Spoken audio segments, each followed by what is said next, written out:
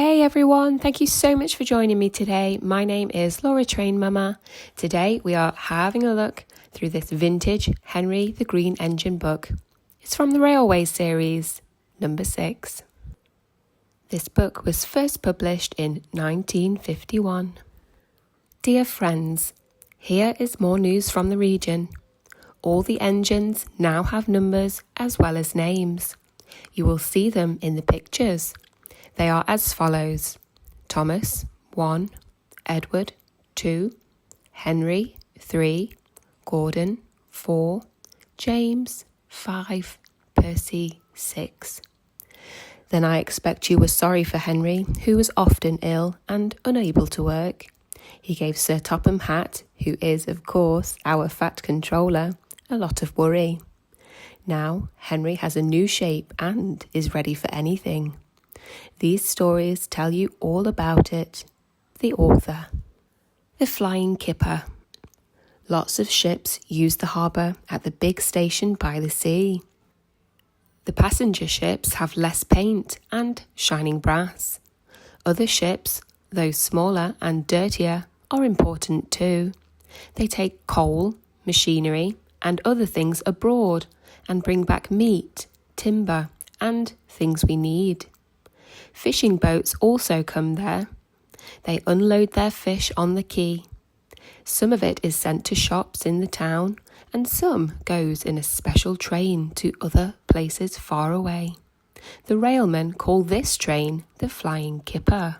One winter evening, Henry's driver said, "We'll be out early tomorrow. We've got to take the Flying Kipper." "Don't tell Gordon," he whispered, "but I think if we pull the kipper nicely, the fat controller will let us pull the express." "Hurrah!" cried Henry, excited. "That will be lovely." He was ready at 5 o'clock. There was snow and frost. Men hustled and shouted, loading the vans with crates of fish. The last door banged. The guard showed his green lamp, and they were off. Come on, don't be silly, puffed Henry to the vans as his wheels slipped on the icy rails. The vans shuddered and groaned. "Trock, trick, trock, trick, all right, they answered grudgingly. That is better, puffed Henry more happily as the train began to gather speed. Thick clouds of smoke and steam poured from his funnel into the cold air, and when his fireman put on more coal, his firelight shone brightly on the snow around. Hurry, panted Henry. They whooshed under bridges and clattered through stations, green signal lights showing as they passed. They were going well. The light grew better, and the yellow signal appeared ahead. Distant signal up, thought Henry. Caution.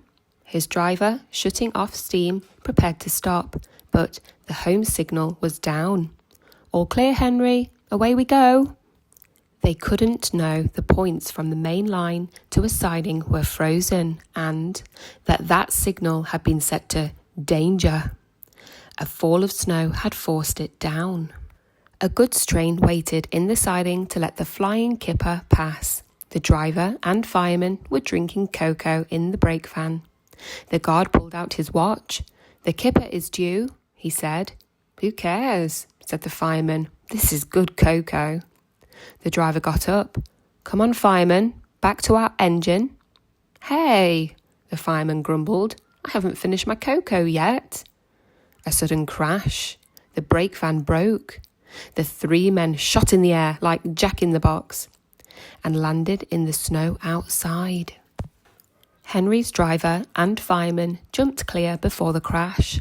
The fireman fell headfirst into a heap of snow. He kicked so hard that the driver couldn't pull him out. Henry sprawled on his side. He looked surprised. The goods train fireman waved his empty mug. "You clumsy great engine, the best cup of cocoa I've ever had, and you bump into me and spill it all." "Never mind your cocoa, fireman," laughed his driver. "Run and telephone the breakdown gang." The gang soon cleared the line, but they had hard work lifting Henry to the rails. The Fat Controller came to see him. "The signal was down, sir," said Henry nervously. "Cheer up, Henry. It wasn't your fault. Ice and snow caused the accident. I'm sending you to Crewe, a fine place for sick engines. They'll give you a new shape and a larger firebox. Then you'll feel like a different engine and won't need special coal anymore. Won't that be nice?" "Yes, sir," said Henry doubtfully. Henry liked being at Crewe, but was glad to come home. A crowd of people waited to see him arrive in his new shape. He looked so splendid and strong that they gave him 3 cheers. "Beep, beep, beep, beep, beep. Thank you very much," he whistled happily. "I am sorry to say that a lot of little boys are often late to school because they wait to see Henry go by. They often see him pulling the express, and he does it so well that Gordon is jealous. But that is another story." That brings us to the end of the story The Flying Kipper, which is contained within the vintage Henry the Green Engine book from the Railway series, number 6. I really hope that you enjoyed listening along with me today, and if you did, please don't forget to like the video and subscribe to the channel. If you did enjoy that, then please make sure that you tune in tomorrow. We will be reading story number 3, which is called Gordon's Whistle. Other than that, have a great day.